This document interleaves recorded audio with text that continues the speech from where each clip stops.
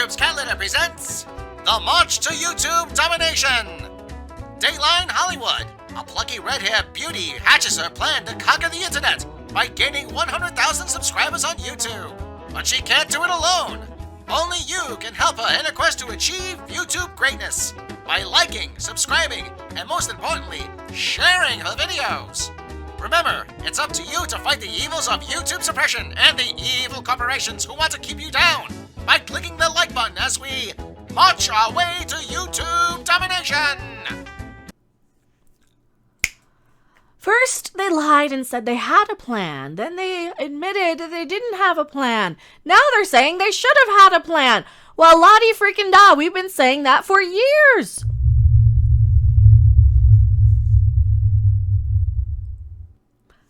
And this is how Hollywood and everybody else, what else is going on in the world that we're not allowed to talk about on YouTube, if you're an entertainment channel especially, where we all know what fucking happened a year ago or whenever, and now all of a sudden, oh yeah, you were right.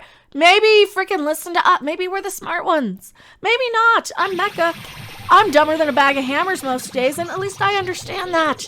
I'm a YouTube harpy, and I'm a consumer advocate, and I don't like corporate Hollywood bullshit. At all. Especially coming out of this guy's mouth. JJ Abrams reflects excellent on the Star Wars development process. Calling you in, your majesty, thou art a professional smartass. And so very sassy with it. You do not take commands, you give commands. Thank you so much, calling you in. I appreciate it. A bag of hammers. Yes, because that is how I can get away with saying the things I can. Because playing dumb is the best way to do, I guess. I don't know. Proving again that Hollywood doesn't know crap about crap. But here we go, JJ. Pray tell, dear JJ Abrams. Maybe we shouldn't big him. Maybe we should make him full screen. Shall we? Is this full? Ooh, that's even better. That's even better. See, he looks like he's hiding from me. He looks like he's the little kid in your house who stole the cookie but is trying to avoid eye contact so you don't call him out for it. That's what he looks like right here. Don't you? Yes, you do. So this is from Cummer.com. Insert whatever joke you will. We're going to laugh at that too. 8,000 views in. You know, you plan things in a certain way, and you suddenly find yourself doing something that's 180 degrees different. Collider! It was just blurry. It was just blurry until we... Oh, I'm reading his body language here, and he looks like he's trying to admit sort of guilt without actually admitting guilt. And maybe he's trying to throw some shade without actually throwing any shade because he doesn't quite want to burn that bridge yet. And then sometimes it works really well and you feel like, wow, that really came together. And other times you think, oh my God, I can't believe this is where we are. And sometimes when it's not working out, it's because it's what you planned. It's because it's what we planned. It's not working out is because it's what you planned. Maybe that's an admission that KK had the plan that was bad, huh? Maybe her plan was bad. And other times when it's not working out, it's because it didn't. It's like you never really know. But having a plan, I have learned in some cases the hard way. You're admitting you didn't have a plan? Is the most critical thing, because otherwise you don't know what you're setting up. You don't know what you're In other words, you guys had a script treatment. And we know you did. Daisy Ridley said you did. Simon Pegg said you freaking did. George Lucas said you did. You had plans. And every time something would come along and would break those plans, and you would start all over. And even that happened as the movies progressed. You set up this plan of, here's all these characters. Here, Finn's going to be the next Jedi. And nope, that didn't happen. Because we know that Finn's character was supposed to be way bigger and more important. That's why John Boyega's been throwing shade at you people too.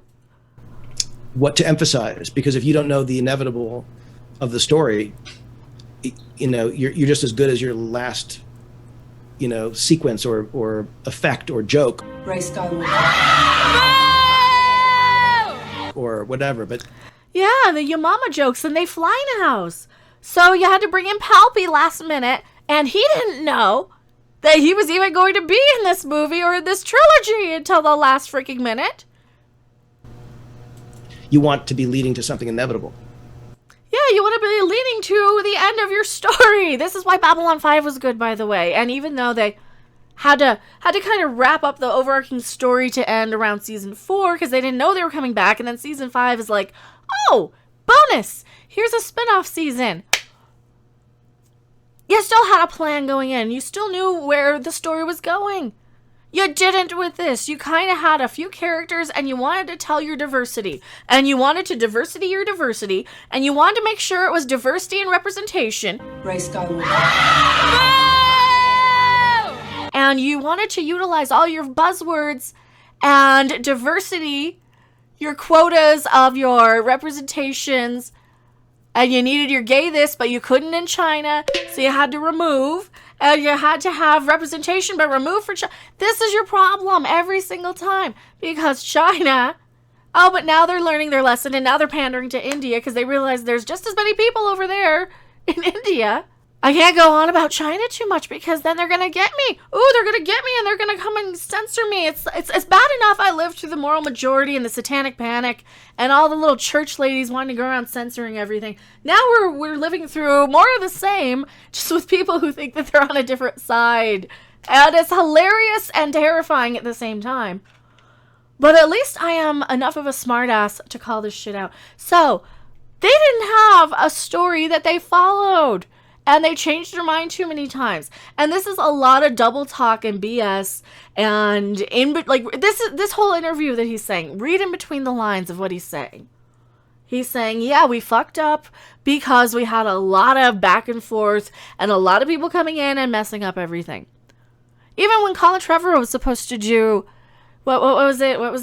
Duel of the Fates they were calling the name of it? I know it was something like that. I think it was Duel of the Fates. On his version, Princess Leia was supposed to be alive. So he's even saying and throwing shade at Rian Johnson, saying, yeah, if we have a character and, we need to know where this is going, or else you're just completely breaking the story. And you can't just have Princess Leia live when she was supposed to die off in the second movie. And I think that she was supposed to die off in the second movie anyway. And that Rian Johnson, we have confirmation of that anyway. Kathleen Kennedy said, Han dies in the first one, Leia in the second, Luke in the last. But no, then they flipped it. Star Wars is dead. You guys really, really screwed the pooch, and you haven't been doing that great of a job since the prequels, in my opinion. There are fans of the prequels. I'm not one. But at least you admit the fact that you guys don't know what the crap you're doing. Tell me what you guys think in the comment section below. I'm Queen Mecha, and I just posed for my thumbnail. I'm going back to my live chat. Don't you guys go anywhere. Thanks for watching. If you liked it, make